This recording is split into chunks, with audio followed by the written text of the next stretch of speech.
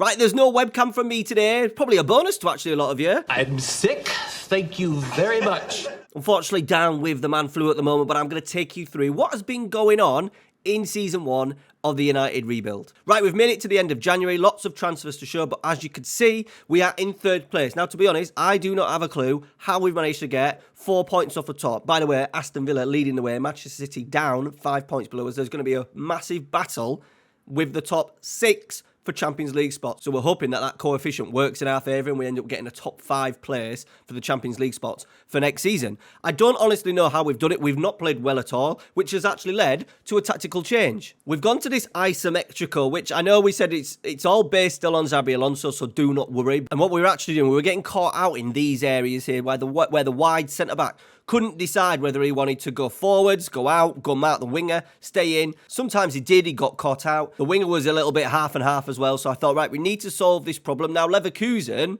what they actually do is the right back, the right centre-half, normally Kasunu or Stanisic, normally just defends pretty much as a right back, and they make kind of a little bit of a back four in build-up anyway. Now, looking at the screenshot, as you can see, we're still building up with our back three, with our wing back, our winger being quite high on the right-hand side. And then I wanted to change the middle of midfield. I watched Leverkusen's performances against Frankfurt and Bochum, and I wanted a little bit more in there. We had like a ball-winning midfielder, and Palacios is a little bit more than that. He likes to get in and around here, so I thought, let's try Volante. We've still got that back three behind, and let's go reduce to like Granit Xhaka. He's literally everywhere for Leverkusen.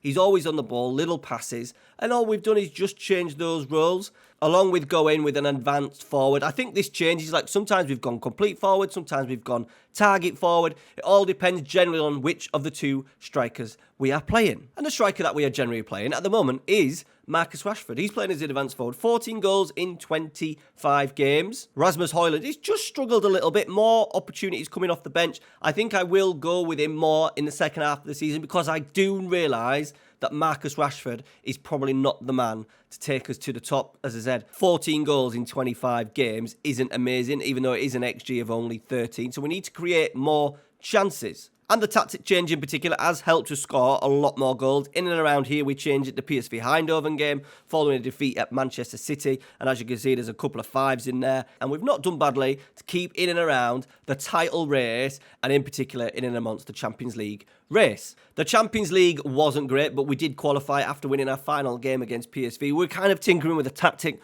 We couldn't find a balance. I think if I replayed that now with the tactic that we would have, we would finish the top of the group, no problem. It has, though, given us, unfortunately, Barcelona in the last 16. What a European tie that will be. Bruno Fernandes is our leading goal scorer. I forgot to mention, 6 in the Champions League, 20 in all comps, coming in off that left-hand side. Absolutely tremendous, with the roles as more direct passing, run from position, and sit narrower. So the change into formation basically gave Aaron Wan-Bissaka a little bit of an opportunity. Now, he wanted to be transfer listed. He was actually going to be going on a free transfer. We triggered that clause just to make sure we didn't lose him on a free. And then as the months gone on, he's played a couple of games and he's now happy. Not signed a new deal. We've got that trigger, but we may look at selling him on in the summer. We did look at a couple of inverted fullbacks. So as you can see, we're playing with this inverted fullback, which is pretty much acting as a back three. Now, what I want to make clear is that I want to make that more of a central defender. I don't want a fullback who can do it like a Dalot or a Wan-Bissaka like we already have. We want a proper defender. Now, first of all, we need to raise some funds. So we transfer listed Pellistri, Rafael Varane, Casemiro, Anthony, Victor Lindelof, whose contract was expiring at the end of the season. Now, what I'm actually building, guys, I've got a couple of scouts doing, but I'm basically building a shortlist of all the players that you guys and I would think would suit Manchester United. So, by the way, put them down in the comments. After you've seen the transfers, put them down in the comments who you'd like to see and who should I be adding to this shortlist. And then players straight away, 2nd of January, Sacha Boey, probably not going to be needed because we're not really playing with that wing back anymore with the sort of like the isometrical back three that we're playing. But Sacha Boey, Liverpool and Manchester City came in for him. Bayern Munich then came in for Dalot. We did reject that.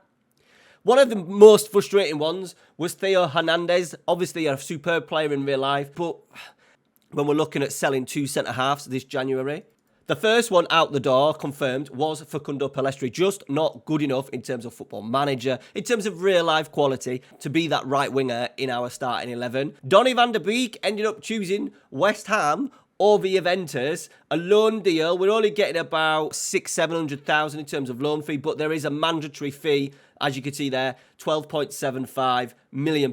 I think that's as much as you're going to get. I'm trying to do stuff in terms of real life and not be overly, trying to oversell players to maximise what you can probably get in Football Manager. So I thought 12.75 million was a decent offer. Rafael Varane went out as well. Transfer list, there was loads of Al Nassr and all them clubs coming in from the Saudi boys, showing a lot of interest in him over the first part of the season. He has gone 55 million. That was the first bid that came in, accepted. So we need to do a little bit of strengthening ourselves, in particular in defence. And I wanted to bring in Radu Dragusin, who, unfortunately, they wanted so much money for him. They're expecting a huge fin. Now, I don't know if it's because it's halfway through the season. I am looking at potentially making him our first choice target in the summer for that right, sort of like the right centre, that inverted fullback, the right centre half spot, because that's what I really want. I want a really big, strong, quick as well defender, 40 to 60 million. I imagine at the end of the season, that price might be a little bit lower. So we started to go shopping for centre halves. Unfortunately, Antonio Silva, we put a bid in for around £50 million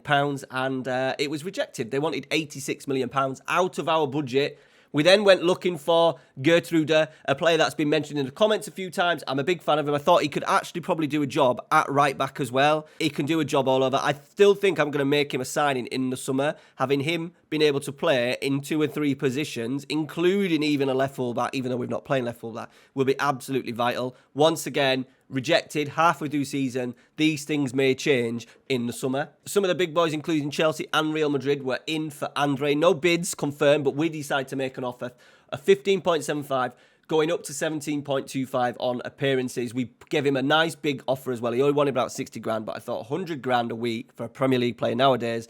He will definitely suit both roles in the middle of the field. I'm interested to get loads of these 14. So there's 1, 2, 3, 4, 5, 6, 7, 8, 9, 10, 11. There's 11 14s there at the moment, only 1 15.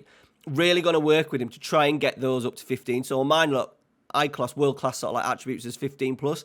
That's what we're looking at. How many can we really work with Andre over the next few years to get them numbers a little bit higher? And as I said, he can do both roles in the middle of midfield. So Andre was the first one, a nice little pickup, 17.25. He was closely followed by Jeremy Frimpong. We needed someone on that right-hand side. Now, to be fair to Jadon Sancho, he's had 28 appearances, 10 assists and 2 goals. He's not done bad at all, but obviously lacks defensively. We did say as well in episode 1 that he was likely maybe to want to leave, but so far, he's impressed me. Let me know down in the comments, what would you do? We said that we would get rid of Jadon Sancho, but he's proving to be a very handy backup. Obviously, he cannot do and go to this proper 3-3-4-3, especially in some of the bigger games. We've not managed to beat really any of the big boys, Liverpool, Manchester City, Arsenal, as yet. So Arsenal actually put a bid in first, 34.5, but I was monitoring it, waiting for a bid to come in. I was hoping that I would maybe not have to do it in this January transfer window because we were quite happy with Dalot backing up Sancho, but the bid came in. I thought we need to get him in. He's been absolutely electric for Bayer Leverkusen so far this season. I'm talking real life and not FM, trying to do stuff as much as real life as possible. Dribbling 16, good physicals as well, really good work rate. Can also do fullback and complete wing back, so just a little bit better defensively, and at 34.5 million will be a mainstay of the save at only 23 years old. The next player out the door was Victor Lindelof. He chose PSG over Tottenham Hotspur, 11.25 million in for a player that was going to be leaving in the summer, potentially on a free. He did actually play a few games for us and did pretty well. 15 Premier League, 20 in all comps, 7.04. Was playing as a centre-half and as sort of like the wide centre-back and the inverted full-back. So he's done really well. That really meant that we needed to find at least one new defender. We then went in for Todibo, but as you can see, Nice are not prepared to sell during mid-season. We did put a bid in of 55 million, but they wanted up to 72. That was, once again, was going to take up most of our budget, and I thought, no, let's try maybe potentially revisit that in the summer. So then we decided, because Arsenal were in it again, they triggered Gonzalo Inacio's £51 million release clause, and we decided to meet it again, offering him a little bit more. But once again, £130,000 for a player of that quality. And then just before the transfer window closed on the 30th of Jan, his work permit came through. He decided to join us again instead of Arsenal. That's twice we've done the Gunners in this January transfer window. The only thing being, he's all left foot. Terrible right foot. Very good left foot. Now, because of how we're playing, if you look at the screenshot again, Harry Maguire is playing this role here. That's Harry Maguire's role. So potentially Martinez could do that, playing as a central defender rather than like a right centre-half, especially in possession. Martinez's right foot is reasonable, whereas Nashio's weak. So there's one way to get round it. We have also got Harry Maguire, who I absolutely love. And with Varane leaving, Harry Maguire is back in as our vice-captain. There was also a few little sales. Joe Hugill to Sheffield Wednesday, Sam Mather to Birmingham, Matteo Maya to Preston, Toby Collier to Southampton, and Ethan Ennis to Blackburn. All players that were probably definitely were not good enough for Manchester United and were unlikely to kind of make any impact in the first team. And then this came up on transfer deadline day. Ebre Eze was transfer listed. Now, we didn't have, unfortunately, the money to make a deal. We had absolutely nothing left. I think something like 350,000. Transfer listed as well for around, what was it? Around 35 to 40 million pounds. Then Everton went in for him with a loan deal with an option to buy in the summer. So I thought, let's match it.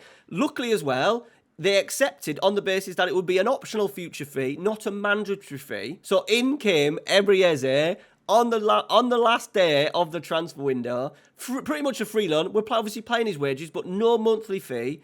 And then the option of a deal for 46.5 million. And I absolutely love him in real life. He's just one of those players that I would love to see at Manchester United because he can play in the middle. He can play both roles, both attacking roles for us.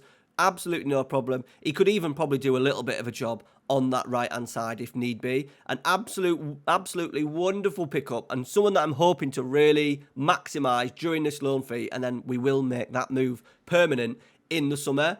I do think he gives us a little bit more quality over a player like Mason Mount. Mason Mount, if you look at some of his mentals like vision, 12, he's good in a lot of positions, but not absolutely excelling. Mason Mount might well have to be a backup to Eze and Fernandes for the second part of this season. And then there was one more deal to be done. Anthony has not featured. He actually came in and had a couple of little appearances in the Premier League, got an assist and looked quite good coming off as that central attacking midfield, then got sent off in the Champions League and we've not used him since. No offers at all came in until Burnley came in on a loan offer, like no loan options or clauses or anything like that. But it was a way of getting him out of the squad and then freeing up a space to Eze to come into. So in all, we lost a total of 10 players during that January transfer window, with a grand total of £82 million coming in and then spending £102 million on those 4 players. Well, 3 Chinese and obviously the free loan of Ebre Eze. So that sets us up nicely for the second half of the season.